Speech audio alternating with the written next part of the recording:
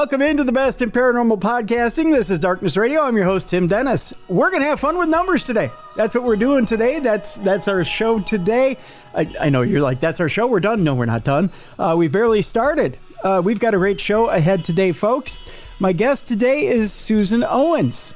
She is a numerologist, and she's got one wonderful book that I've been paging through already called The Wisdom of Numerology. She has a new book that's coming out here in about 2 months that we'll talk about as well. I've actually been having fun exploring myself and my life through numbers over the last couple of days. And so we're going to bring Suzan in here in a second. I'm going to tell you a little bit about her. We'll bring her in and we'll talk a little bit. Believe it or not, I'm going to open myself up more than I have on this show, I think, ever. So be prepared for quite the journey today. As I've given Suzan my numbers off air, and we'll talk a little bit about it here on the show today. So Suzan Owens is a numerologist, intuitive, and tarot reader. She believes in living our best life, reaching our full potential, and following our destiny. Numerology found Suzan in the early 1990s, and she was fascinated with the synchronicity, the guidance, and growth that the practice offered. Suzan has compiled her knowledge, again, and understanding of numerology into The Wisdom of Numerology, which if you're on video, Suzan, go ahead, hold up the book. There it is, right there, Wisdom of Numerology. And she has another book, which, Suzan, what's the name of the new book you have coming out? The new book is Know Your Superpowers, Know Your Future.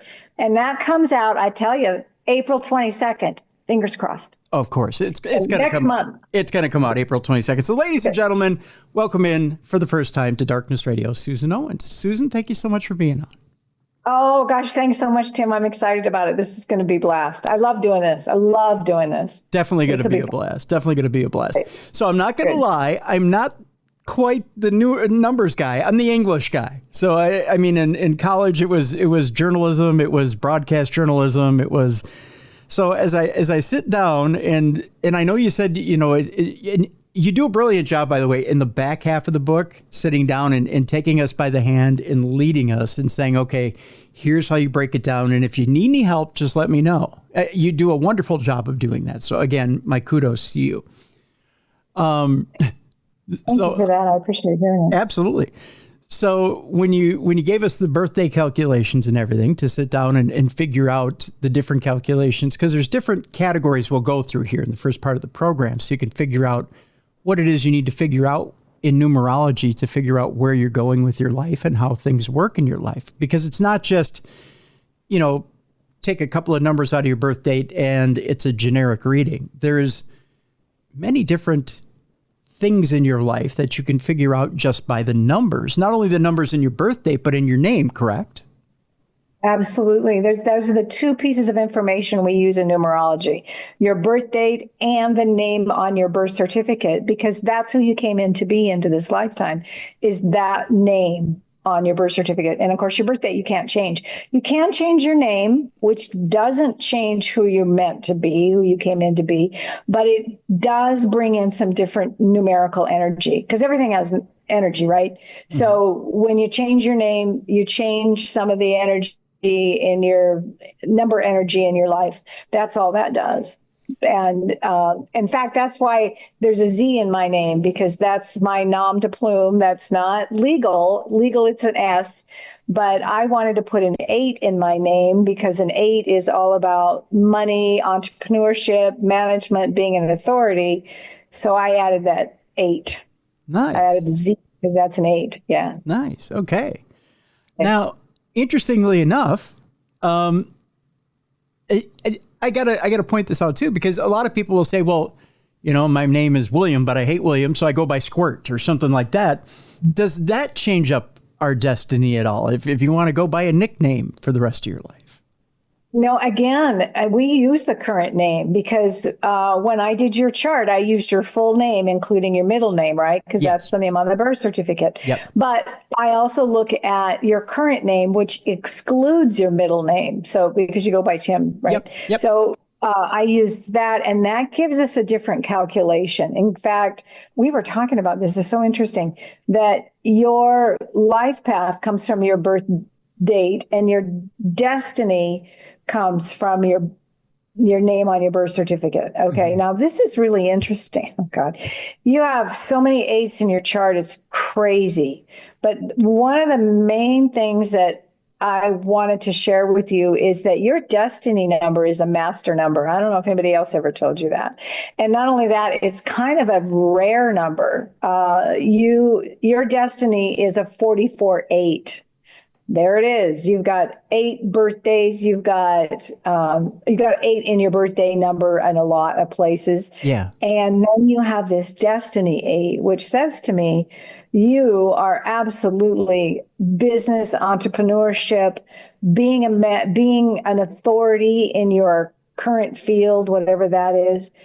And also a lot of balance in your life, because you've got also another number in there that says there's balance. But that 44 is that you, boy, the first thing that I want to say, and I don't know this for anything, but the first thing I want to say is that your destiny is to do something on a global scale, like hugely global scale, that uplifts humanity and the consciousness of humanity.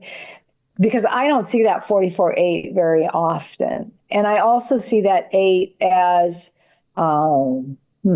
abundance, whether you want it financial or wherever you want that 8. That tells me you're going to be a huge success in whatever it is you choose to do. Now, when I see 8s like this, it also tells me, but it's not your life path number. Your life path number is a 6. Which is all about home and family. And we already talked about, between you and me, we talked about how important family is to you. Well, I can see that right there. Yeah. That is paramount in your life. But to have this 8, it's like to have this 44-8 in your chart in such a powerful place. I mean, we're talking destiny, life purpose, whatever you want to say. That says to me, the sky's the limit to you. Absolutely. The universe. You are not limited in whatever you choose to do. That's what I see that 44-8 showing up as. Okay, so now you're about to hit a whole wall of frustration here in a minute, Susan, but go ahead, continue what you were going to say. Okay, so all right, let me say this another way, because what numbers do is they support you.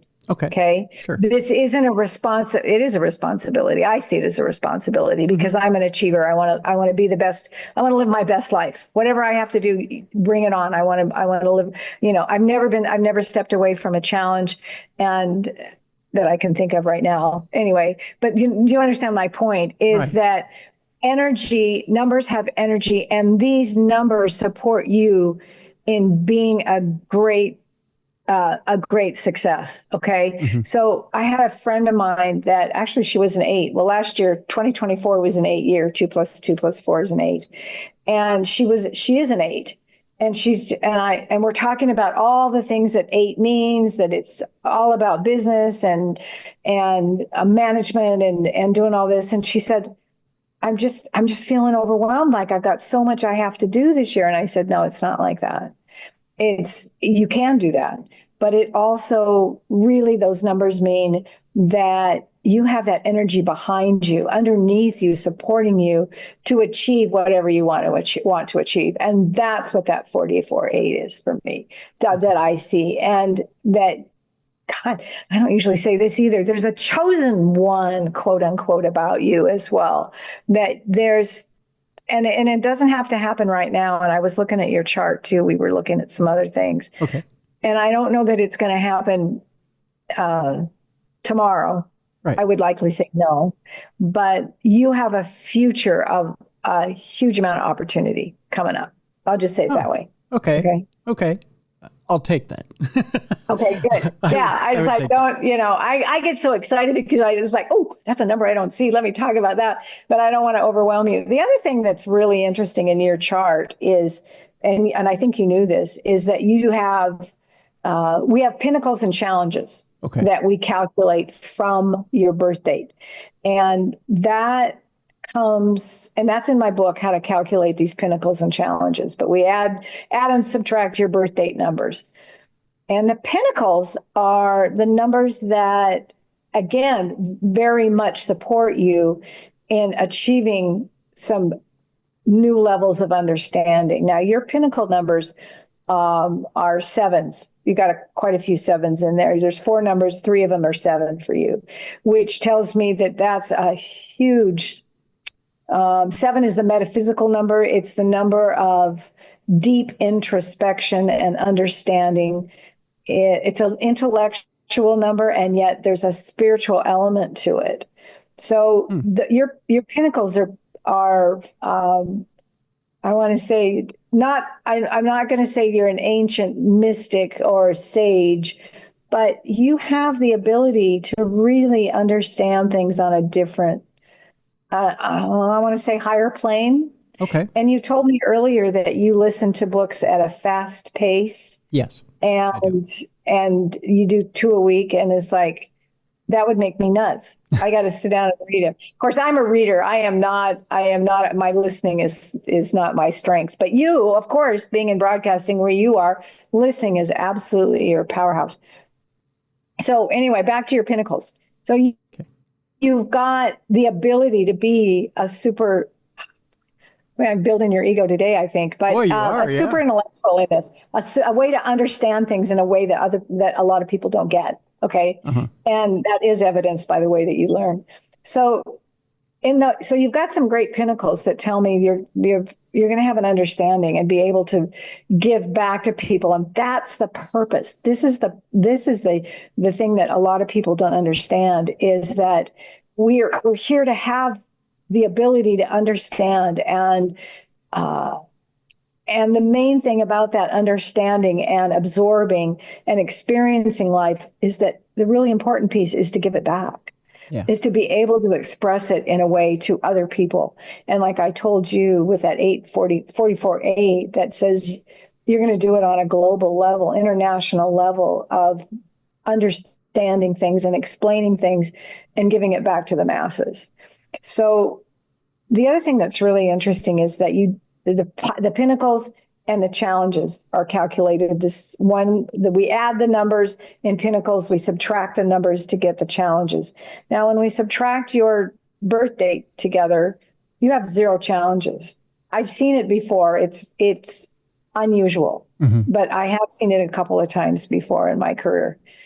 And what that means is, it's interesting, that, you don't have to have any challenges in your lifetime, that you just kind of go through life. You don't have a lot of blocks as far as the challenges go. And challenges aren't blocks. They're lessons that to be learned, that you need to learn in order to achieve your pinnacles. So it's kind of like you've got the way is paved for you, right, to just achieve your potential in your pinnacles. However, there's another thing to look at with your challenge numbers, and that is that you can go through every number as a challenge number. We have 1 through 9. Every number in the universe can be reduced to a 1 through a 9, right? Okay. So you can go through and have a 1 challenge for a year. And another year you could go through and have all the 2 challenges, which means not understanding what communication is and not understanding learning to work with people. That would be a 2 challenge. Okay. A 3 challenge is allowing your creativity to flow and understanding what that means and not get scattered. A 4 challenge, understanding discipline and structure and doing the hard work, the diligence. 5 challenge is understanding what being adaptable is. A 6 challenge is understanding relationships, because that's what 6 is all about. A 7 is a challenge for a 7 would be not being too skeptical and really being able to delve deep into who you are. An 8 challenge is understanding what money and management and power really is. A 9 challenge is honoring humanity in all aspects of it. So that was a long explanation. I can't remember what the original question was, if there was. But the point is that your chart is unique, and it gives you poses some really interesting questions about the kind of life you've led. You know what? I think I could tell you.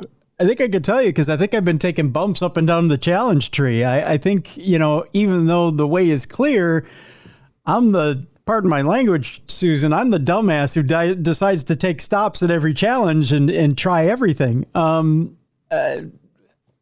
Because I've had one other numerologist tell me, oh yeah, you have 0 challenges. And I'm like, well, then why do I have so many challenges? That was my big problem.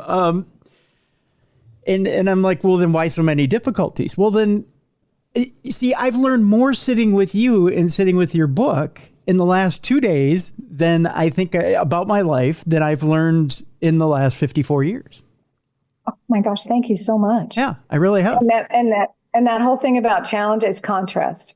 You have to have contrast. If we didn't have contrast, we'd never grow, and we wouldn't understand what a really great thing is. If it's all the same. And I think that's why I truly believe that's why we come to this planet, so that we can understand what contrast is. So, right. And see, and you and I, we don't share a lot of numbers, truly. And usually I connect with people because I share their numbers, but there's something else going on between us because I feel really connected to you.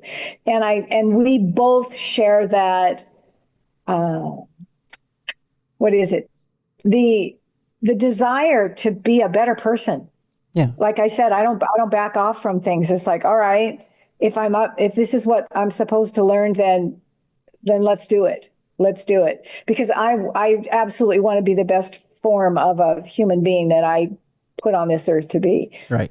That's important to me. And you're nodding your head. So obviously it's important to you. So yes. I think the challenge, but here's the good news with you, because most people that have a 0 challenge, because that's not unusual. If you have in your birth date, if you have 2 numbers that are exactly the same, right? Like say, for instance, if your birthday was August 8, right? Mm-hmm. Those 2 numbers would be the same. And you, at one point to calculate your challenge numbers, you subtract those. There's a 0. So it's not unusual to have a 0, 1 0. You just got a bunch of them. And what that means is that because you've done these challenges, it doesn't mean your whole life's going to be that way. Do you understand what I'm saying? It's like you've chosen to experience every number challenge. That's okay. But you've got 0 challenges throughout your entire lifetime. So it may not always be that way. Mm-hmm. It might just lighten up. And I would guess that it would, because and then you've got challenges in your life that show up in a different way, not just the pinnacles and challenges. Plus, the other thing I want to tell you is a 0 challenge means you're an old soul. Oh, so this is not your first go around here. Okay. So I also had the other thing that the other numerologist that told me I had 0 challenges said, which I thought was very odd, was that she said, I expected you to be a lot more conceited when I sat and talked to you. I expected you to be incredibly narcissistic. And I was like, that's the 8. I can see that. See that all those 8s in your chart, that's the authority. That's the power. That's the one that, yeah, I can absolutely see that. The thing about you is that 8, that expression number, the destiny number 8. Yeah. You wear that humility. And I think that's your 6 that humbles that 8, that 33-6 humbles that 8. So, when I see an 8 like that, I know that either you're really good at money or you suck at it. And life will bring you experiences to learn about money. So the quicker you can do that, the better you'll be. To understand what money is. I'm an open book. I suck at it. Yeah. I don't have a pot to piss in, Susan. I'll tell you that much. Okay, interesting. So maybe there's a part there. So find a program. There's a lot of good ones out there to understand what money really is. And it's just energy. Again, it's the numbers. But and maybe that's keeping you humble. If we can address that, because I think I learned more about that as it relates to me by reading your book. Again, I was reading about the 6 energy in your book. Yeah. And I focused in on that when I finally figured out which number I was. I started reading or listening about the 6 energy, and I finally realized why I struggle so much with it, because it is an energy flow. And I think I've spent so much of my time trying to reach out and grab it and think of it as a physical thing and not an energy exchange, right? And not as, I've always looked at it as you got to reach out, grab it, and go get it. Because really, it was my stepdad that used to say, I don't make money, money doesn't make me, I make money, right? I go out and get it. I got to go out and grab it. I got to go out and procure it. Mm. But the way that it was stated in the outline of the sixth energy is, no, it's not like that. It's really go about your business, go about your art, go about what it is you do, go about being a humanitarian, go about doing what it is you do, the money will flow. Money is just an energy, right? And I haven't done that in my life. It's all chasing the dollar, and that's true. I totally see that. And there's two things I want to say. One, my dad could just make money. He was just magical at that. And he played a game with it. He loved it. It was like gambling. Whatever he did was a gamble. He never went to Vegas, but it was like he just played. And when he couldn't do it anymore, he didn't care what happened to it. So interesting. Okay. So, don't lose the other train of thought. There was something else you said that I wanted to talk about. Money's just energy, right? Yeah. So it flows through. It just flows through. And don't get me wrong, there's a lot of crooks. That's a loud word. I don't mean that. Right. But a lot of people chasing the dollar that might not do it with a lot of integrity. Let me put it that way. Mm-hmm. Well, the money will come to them. They'll get the money, but it'll leave. If you do what you just described, which is look at the bigger picture, support humanity, be of service to humanity, then the money comes back to you. Because again, it is just an exchange. It's really, really that's a healthy way to look at it. Yeah.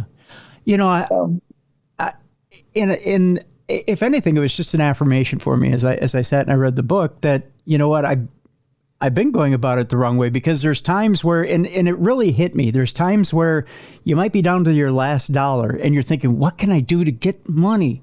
And that's the wrong way to be thinking about it, because the more you focus on it, the more it's going to slip through your fingers. Right. The more you focus on lack, the less you have, right? Yeah. And I know it's really hard to be positive from a place of not having it. That's not easy. I totally get it. But it is also the way that I make that little bit of shift is gratitude for what I do have. It's like, I am so grateful for what life has brought me. All right, let's be an open book. I was adopted. 4 years old, I was abandoned. My birth mother told me and my 3 other siblings to get in a car with 3 strangers, and they took us to an orphanage. So that was pretty traumatic. And I've had an incredible life since. I've reconnected with her, my biological mom. She lives 10 minutes away from me. We've been together now for 13 years. It's wonderful, but that happening at with a 4-year-old in your life, it's crazy to think about. She was 16. She was, yeah, okay. Let me tell you her story. Not that she's an open book, but I'll tell you, this is crazy. Okay, yeah, please. So she was and this is what they said then, a bastard in the 30s. Oh. Okay, so her mom got pregnant at 16, had her. And her mom never got over the shame of having a child out of wedlock in the 50s, in the 30s. And fortunately, she found a man that married her and was a stepfather. Well, this guy, he had his own demons. He was a good man, right? But he was a cross-dresser. Okay. Oh, okay. And in the 30s, you could get thrown in jail for being a pervert. And I'm not calling him one. I'm just saying that's what they said then. Yep. I mean, now you get your own radio show, right? That's right. Yeah, that's right. You can have your own TV show. Get your own podcast. Yeah. You make money on it. Right, your own podcast. That's right. So anyway, so she grew up in a house full of shame. Well, guess who gets pregnant at 15? My biological mom. Yeah. And my birth dad she had 6 kids by the time she was 21. So here's this child, not even hard, well, she was married by that time. But so a lot of chaos in my heritage, right? Mm-hmm. And there's, there's huge stuff to genetics. But turning my life around, coming from 4 years of chaos, because the man she was married to at the time would just put his coat on in the middle of the winter and walk out the door. We wouldn't see him for months. And sometimes we found him. Sometimes somebody else found him and brought him back. I mean, it's crazy. Yeah. But anyway, so coming from that, and it's in my chart, pretty crazy beginnings, and moving into a family of, how do I say this? In the 60s, they didn't think about behavior. Well, they only thought about behavior. They didn't think about nurturing and all that. They were happy to find a home that could take care of me. Mm-hmm. Food, shelter, clothing. That was it. And so growing up that way, and I didn't want to steal your thunder talking about at all. It's just like we all have, right? We all have our life challenges. And where mine was a 6 that didn't show up at all in my chart, and family. My karmic debt was rolled around in a family atmosphere where it was going to be broken and changed and progressed, and now it's come around. I have 2 beautiful daughters and 4 grandkids. It's like, oh my gosh, and family's paramount in my life. But there was a time in my life when it wasn't at all, Well, that's wonderful. That's my story. That's a wonderful story. That's and I'm glad you told that story, Susan. I really am. That's a wonderful beginning to generations to come, right? It really is. And breaking that generational inheritance. Mm-hmm. I mean, and I don't know about my birth grandmother, whether she was illegitimate child or not. I mean, but fortunately it's been broken. That whole chain of events has been broken. And that's cleaning that up in that kind of experience. Yeah. So crazy story. There's a little bit of messiness in my family tree too. I mean, but that's much like yours. Mine's cleaned itself up too. So it's kind of it's kind of cool to see that, right? I think we're in that timing. I really do. I think that because we're on the brink, that there's big change coming, and mm-hmm. and I think that's what our job is to do in this generation. You and I aren't that far apart in years, and I think there's something about that it's our job. Yeah. To clean up some stuff, let go of things, and really make a shift, make a change for what's coming. Absolutely. Tell you what, we'll take a break here. When we come back, I have a few questions outside of just you and I want to ask about the audience in general, and I want to ask you kind of an interesting question, and that's this. When it comes to people's charts in general, have you ever seen, and hold on to this for after the break, have you ever seen an irredeemable chart? In other words, a chart from someone that you just look at them and go, there's no hope for them. Oh. Well, we'll talk about that when we come back. If there's such a thing as, is there no good in anyone? We'll talk about that when we come back. And we'll get a little deeper into other things when it comes to, and we'll talk a little bit about some of the definitions and some of the things about the charts. We'll talk about a karmic debt number and different numbers, and heck, we'll even see if I've got a huge karmic debt coming up that I need to pay. We'll talk about stuff like that. Suzan Owens is our guest. The book that's available right now, and we'll have a link to it in the description of this program so you can pick it up. It's a wonderful book, folks. And again, so you can, and there, Susan's holding it up right now, Wisdom of Numerology.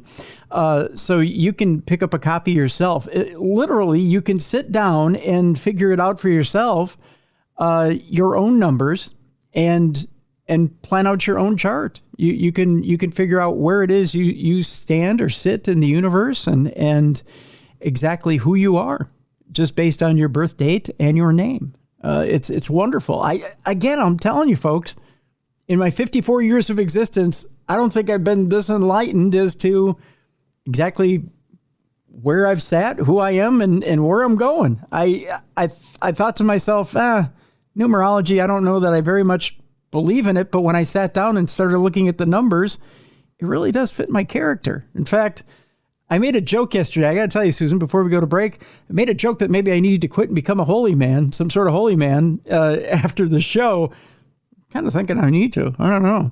A holy man or a counselor. Oh, that's funny. Okay. Really quick. I just did a show with 2 priests. Did you? Yes. That was so funny. I'm sorry. I had to throw that in there. So there you go. Oh, you may have just done one with a third. Who knows? We'll take a break. When we come back, we'll talk about, is there such a thing as an irredeemable chart? And we'll get into some other factors of different things on your chart and what to look for. We'll talk about that with Suzan Owens next on the best in paranormal podcasting. This is Darkness Radio.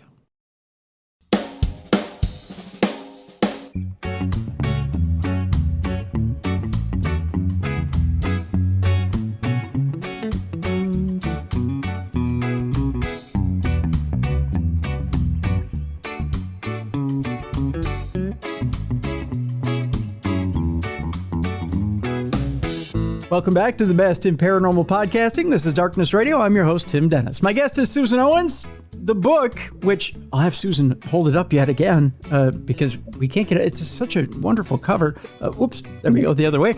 Wisdom of Numerology. Suzan Owens is our guest, and that is the book right there. You can, if you can see it on video there, it's Wisdom of Numerology. A wonderful book.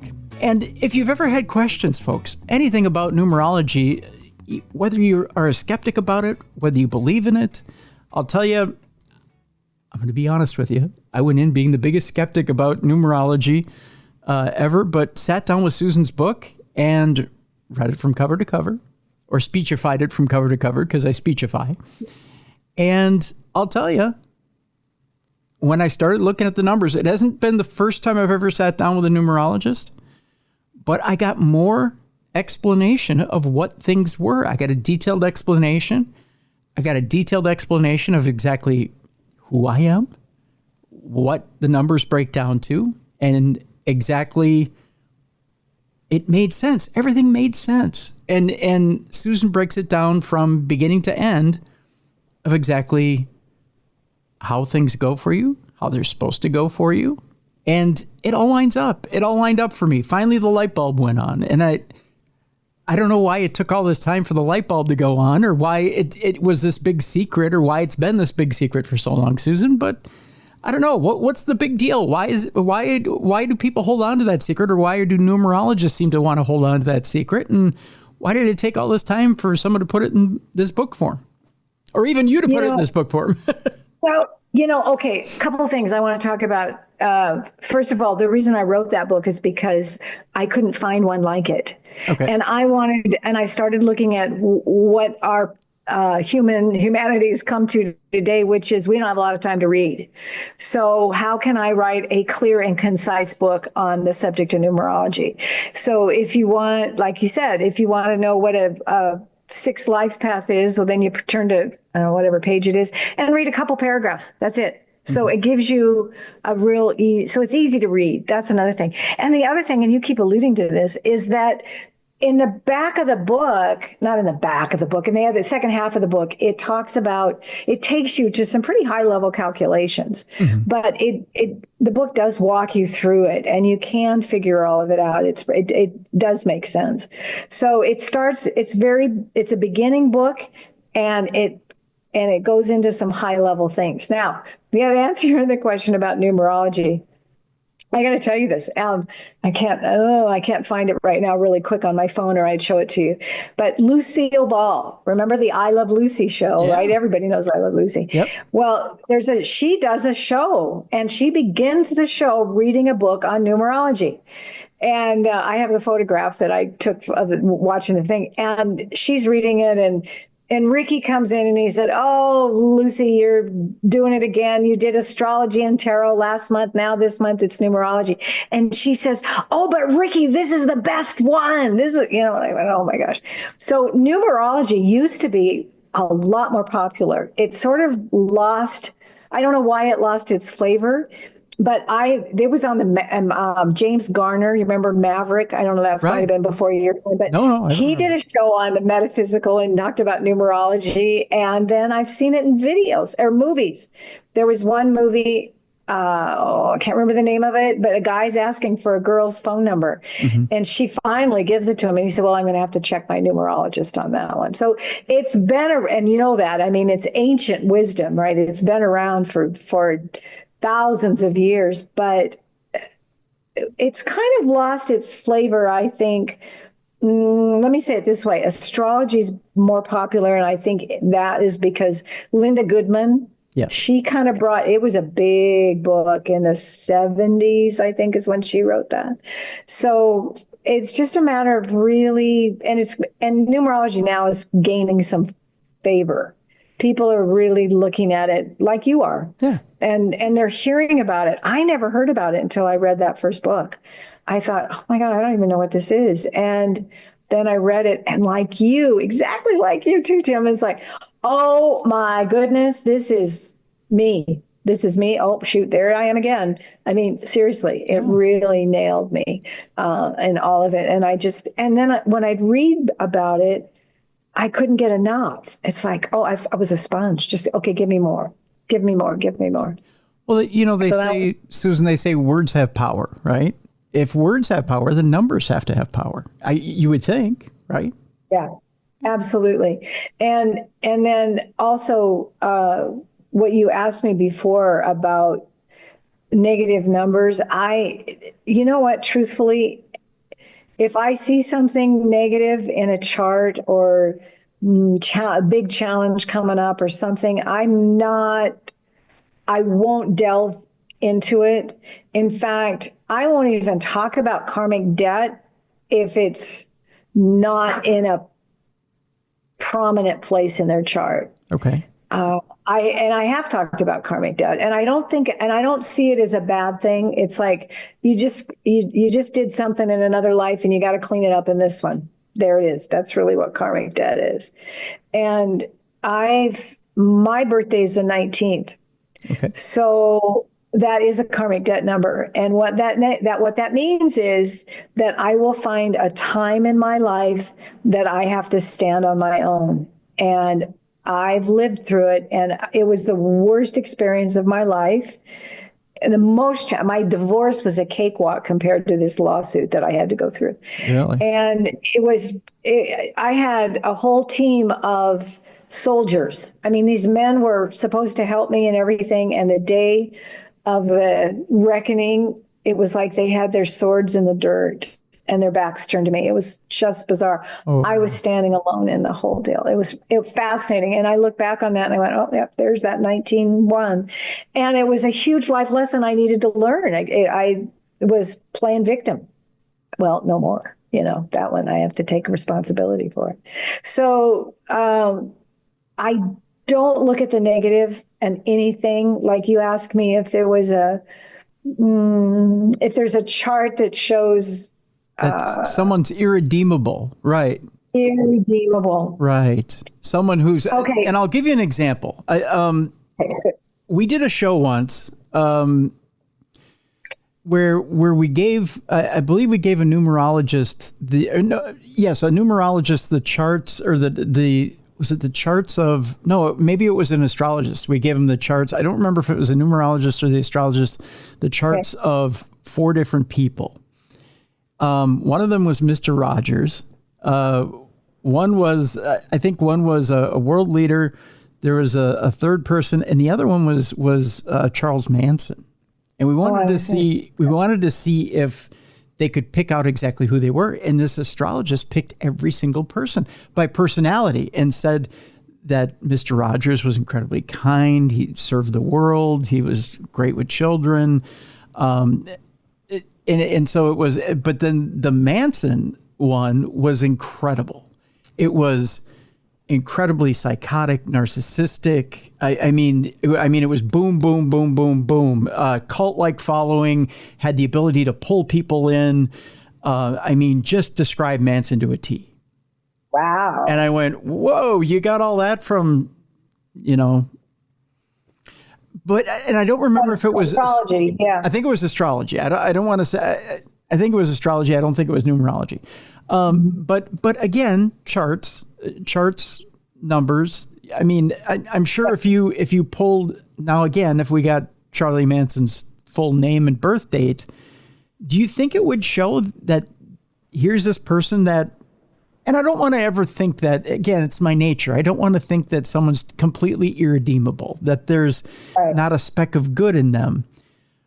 But do you think that there's that chart out there that says, you know what, we're getting close to the point where there's not a lot of good in them? Well, you know, that's interesting because I've done the president's chart because everybody wants to know about that. Mm-hmm. And fortunately, I did it for a show where I knew the audience was pro. So it was easy to do, mm-hmm. right? Mm-hmm. And I wouldn't probably do a show where it was negative anyway. That's just not me. Yeah. I look at a chart, and like I said, if there's anything really negative or really challenging, I might propose it that way. That okay, this is going to be a challenging time or something. Right. Now, this is where I think that okay, this is my own philosophy of life. We all have free will. So I did a chart for a woman once. Now this is different because I did the chart without knowing the person, without talking to the person, and it was her mother's chart, and she wanted to pay for her mom, and she was so excited to give it to her mom, and she had a lot of master numbers, right? 22. She had 22 in her chart, a couple of different places. And I said, this woman has an incredible ability to make some good money. I mean, I can see this, and of course, and that's my spin. I will put a positive spin on it. Otherwise, it'll be well, you could look at this. So when I gave it to the daughter, she heard it. She listened to the recording, and she said, you know, my mom doesn't do anything. She just sits in a chair and gambles. And I was so dumbfounded at that. Not dumbfounded. I was surprised at it because I thought, here you have all this, really, these numbers support you in doing great things, but we all have free will. Yeah. And she just never, ever got it going. The other thing, when you're talking about that, I have someone that is not really in my life anymore, but was at one point, and I've come to know him as a psychopath. So it's just incredible pathological liar. Yeah. And I've looked at that chart, and I've wondered where is that in there? Where is that it's that liar piece? And, you know, honestly, it was hard for me to even try to find it because there were a lot of good numbers. Yeah. And it really just came down to, no, I'm not doing that. I'm gonna be the evil being that I want to be and just do what I want to do. And granted, there were a lot of trauma as a kid. I knew that story too. So, you know, that has something effect on it. But that's so interesting to think about doing an astrology chart for those people. Yeah. Yeah. It was an interesting experiment to kind of do the blind test and pull those numbers and then have them describe it. You know, you bring up an interesting thing, and that is, can something hide within a chart? Can a personality hide within a chart? And can someone really, you know, have a characteristic there, or is it a learned characteristic that comes up later in life? You know, can someone be altruistic and then all of a sudden develop a dark side and go against everything that is in their chart? You know, can you have a for lack of a better term, let's say, I'll use myself as an example. Although I don't think I have this side, but let's say I have I have 0 challenges. That looks like I want to be a humanitarian, or that I'm destined for this path where I want to serve humanity. I want to do good things.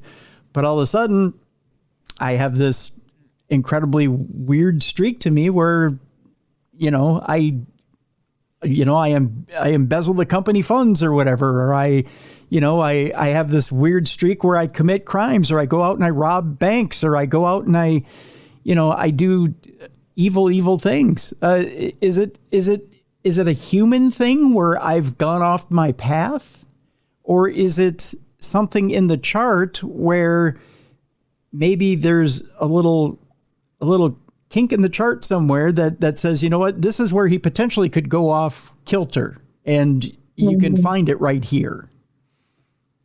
Yeah. Okay. So that's really, I've never thought about this stuff either, Tim. This is really fascinating. So for me, the way that I would look at it is, okay, I've met you. We've talked. I know that you have a pretty solid moral compass. However, you do have these 8s. And, this is interesting. Okay. So I do know somebody, and he's 10, I think. So he's 10 years old, and and I know the family history, right? Mm-hmm. And so we've talked genealogy too, right? Yeah. So this is really interesting. And I remember looking at this when he was very young, and I'm going, oh, look at all those 8s, huh? Knowing the history, the genealogy, and seeing these 8s, I remember having that thought in my mind, which way is this kid going to go? Because, yeah, I know the history here, and you've got the numbers here that could go either way. Mm-hmm. You could either do good, or you could really be the narcissist that could be. So, I don't see it in a chart. I don't look for it in a chart. Yeah. But there's, I think it would be that if there's something that comes up, like with you, for instance, I would say, okay, you've got some challenges coming. And I think if you took a left here, for instance, I wouldn't say this to you, but it would be the human piece of you that would say, all right, I'm going to deviate from all of this, and I'm going to make this choice to go this way, as opposed to follow I don't know, righteous is the right word, but you know what I'm saying? The heavenly path, I guess, as opposed to looking at the dark side of things. No, I get that. So, it's kind of funny. I mean, people who listen or watch the show know that I worked in pro wrestling for a while as a ring announcer, right? So I'll give you an analogy that John Cena just said recently, and that is because he turned heel, or he turned bad guy recently on WWE programming. I know it might be above your head. You probably don't watch pro wrestling, Susan, so I'll give you that. Not too often, but go ahead. But he said, in the line he said was perfect, because people had been kind of railing against this new bad guy character. And he said, you know what? In real life, we all don't make perfect decisions all the time. There's times where especially as we get older, where not only are there shades of gray, but occasionally we make bad decisions because, you know what? Our morals have changed, and we see things from a different perspective. So when we're older, what we think may be a decent decision to us, from a younger perspective, is an evil decision. And when you look at it that way, eventually all the good guys eventually become bad. It's kind of a weird take on things, but you can't be altruistic. That is different, I'll tell you. Yeah, it is. You can't be altruistic for your entire life. I mean, eventually, yeah, all the good guys do eventually become bad. Well, I don't know about that, but because I'm still I consider myself a light worker, and that's powerful to me. That's oh, sure. That's what keeps me motivated, is being a light worker and looking toward the light. I don't watch the news. I pay attention as much as I have to. Somebody sent me something the other day about the state of Idaho. I told you I live in Idaho. Mm-hmm. And a teacher, did you hear this? I don't know. A teacher had on her classroom, all are welcome here, and it had a bunch of hands, or I don't know. Anyway, the principal said, take it down. And she said no, and they fired her. And then there was a whole lot of support for the school saying, get rid of that. The state of Idaho, right? Yeah. And then now that's turning around. There's all this. They're selling T-shirts that all are welcome here with all these different colored skin tone hands, all this thing. Yep. And this friend of mine in South Carolina sent it to me. And I said, both are so true of Idaho. And then I think of everywhere, really. It's just who we are right now. Yeah. Divided. And it's, you and I could get into a long conversation about where we're headed. But for me, it's staying in the light. It's staying in the positive side of everything. And just believing it's all good. It's all going to work out whether we know or not. How we know it. We don't know how. It just is. True. Who says that? It all works out in the end. And if it isn't worked out, it's not in the end. It's not the end yet, That's a good one too. Yeah. That's very true. That's very true as well. Speaking of, let's talk about karmic debt for a moment and the different factors in the chart. Boy, I'm having a good time with this conversation. I'm looking at time here and I'm going, holy cow, what are we going to fit in here? Right. We have different factors in the chart here, Susan, and I know we talked a little bit about debt and karmic debt, and you talked a little bit about your own karmic debt. I want to talk a little bit, you had alluded to past lives, and I want to know how much past lives really affect your current chart. So, for example, if I'm not aware of what my past lives are, let's say I've blissfully come into this life, I don't know what my past lives are. I don't know what kind of karmic debt I have to serve. I think I come into this life with a clean slate blissfully, right? And how do I know what I have yet to serve as far as karmic debt in my chart and how bad I'm going to get it and why am I getting it? Is that all in my chart?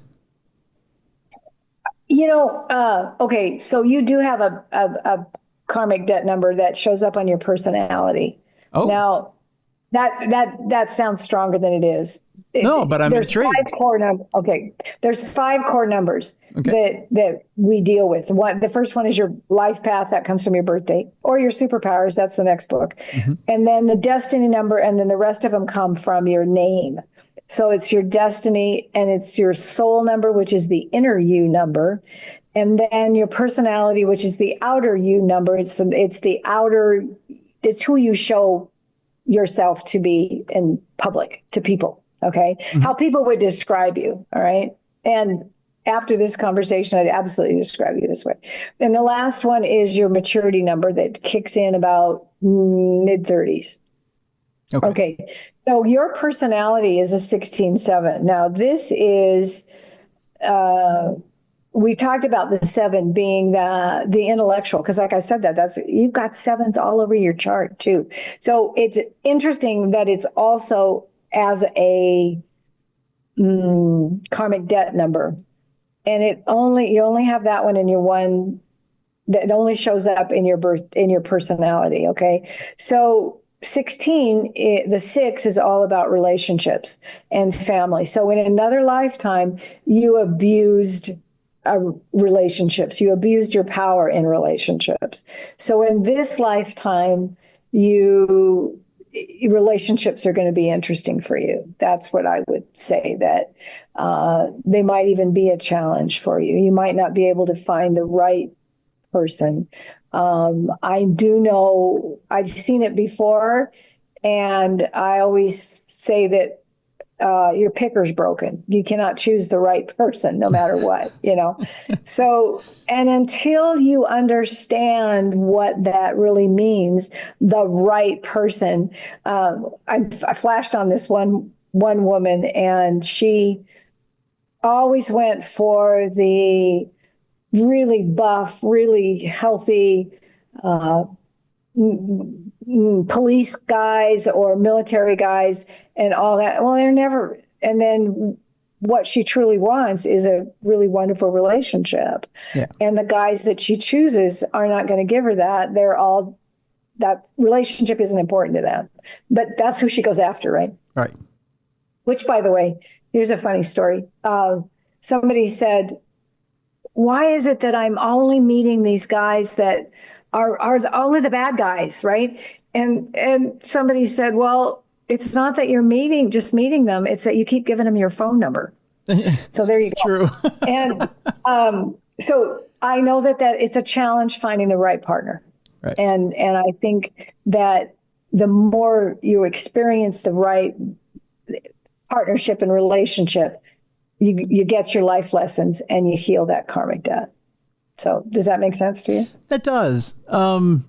Okay, so I'm going to get a little deeper with it. Like Edie Brickell said, shove me in the shallow water before I get too deep. So I'm going to throw this in with soul families and past lives. If you believe that you traveled through certain lives with certain people, and if you believe that you have stuff to resolve with certain people from other lives, maybe even past relationships, how does that end up coming through the wash when, like, let's say you're traveling from one life to another with a certain person that you've been in relationships with and they pop up in this life?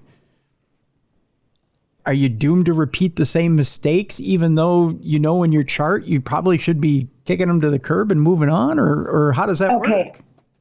Well, and it's not always the same relationship. I am a firm believer, we haven't always been the same gender in all of these. We've been the same. So I follow a woman, and she's dead now, darn her. Fabulous woman called Dolores Cannon. Yeah. And she oh my gosh, she talks about past lives and where she has gone in doing the past life regressions with her clients. And oh shoot, what was I going to tell you? Anyway, the point of it is that yes, we not necessarily every single lifetime is the same people, but I think that even to a minor degree, like you get into a minor skirmish with something, that's past life stuff. That's how I look at it. It's like that. If there's nothing that makes sense, it's past life stuff. And then even if it does make sense. So the way that Dolores talks about ending that, cutting the tie, is because there is a contract, right? We come into this lifetime with a contract. I'm going to do this and this and this and this. Mm-hmm. And you can cut that contract. You can stop that, cut the tie between the person, say, yep, we tried doing it. We tried to make it work. Didn't work. Done. I'm finished. Right. I mean, seriously, that's exactly what she says. And I think there's truth to that, because like I told you, the worst experience in my life, my karmic debt, was with someone I know I've been together with before many times, because this was this big. And I've done that exact thing. I've said, this is it. I'm done. Forgiveness. That was a big piece, but forgiveness, I've got a new definition for forgiveness, which is that it's not making what happened okay, because that's not forgiveness. What it is I'm okay with what happened, and I don't want to be in it with you anymore. That's forgiveness. It's like, I don't want to be in this space with you. And that's the forgiveness piece. It's like, I'm giving you back who you are, and, I'm keeping me. And that's forgiveness, as opposed to making it right. So that's interesting. I believe that there's so much about our own lives that just carries on from over and over and over. If you don't get the life lesson, then you're going to come right back to it. And that's one more quick thing that I had a very dear friend that passed away at 88, and she was adamant. Every person in her life, it was going to be a clean slate when she crossed. And I'm a firm believer in that too. Mm-hmm. I want it all cleaned up. I don't want any karma to carry on. So let me ask you this then, as we start to get to the end of the program here, Susan, because again, I think we could probably do this yet again and do another program again when the new book comes out.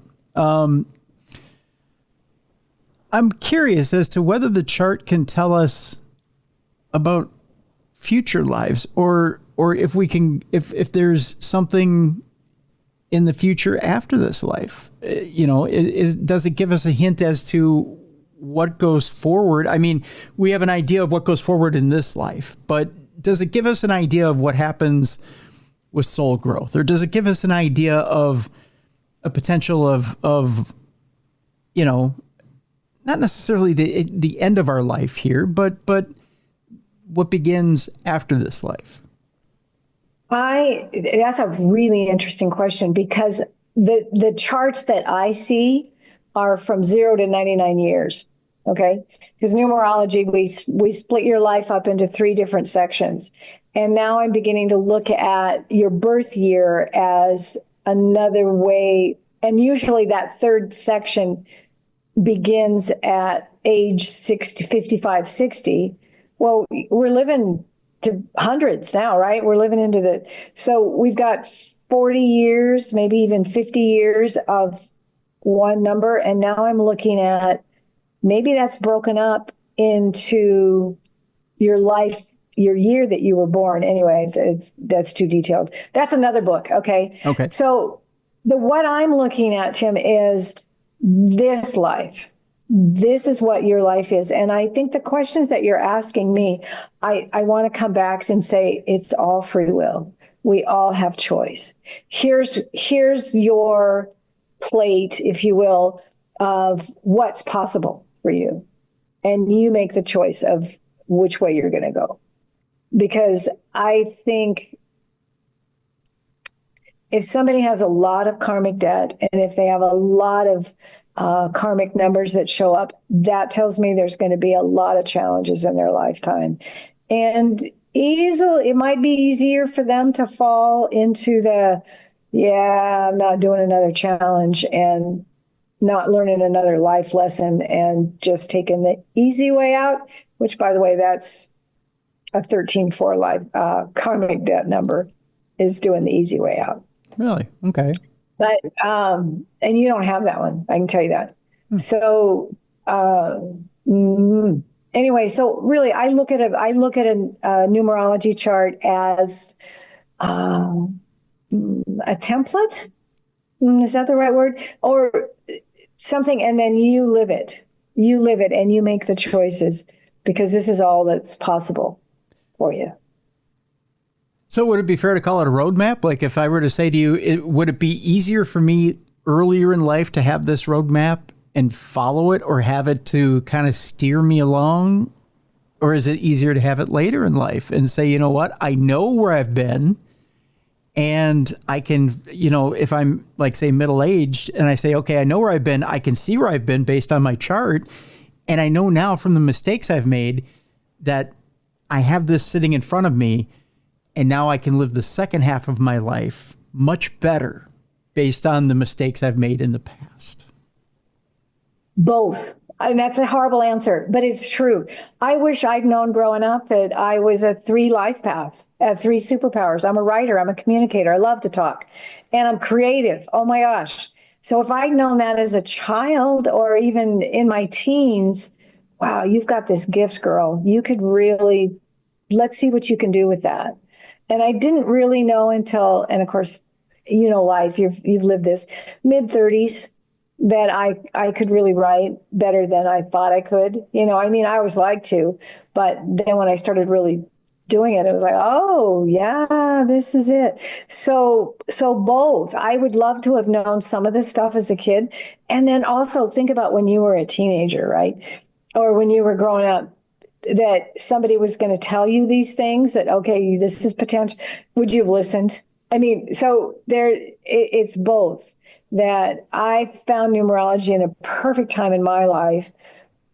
Wish I'd known more when I was growing up, like I said, but I lived just long enough that I can look back and go, oh, that's what that was. Oh, that explains that. And and then project into my future. It's like, oh, okay, I know what's coming. I can see how that plays out. Like, this is a 9-year. Everyone is a universal 9-year. You're in a blah, blah, blah, blah, blah. What did I say? 5-year. This is a 5-year for you, or 7 years. Sorry. It's a 7-year for you personally, but 2025 is a 5-year. I'm sorry, a 9-year, 2 + 2 + 5. So this is a year universally that we're going to be letting go of things. Things are going to leave us, whether we're ready to or not. Things are going to change. And then 2026 is a 1 year. So new beginnings. And you can look at that at the political front. It's going to be a big difference. We're letting go of a lot of things this year.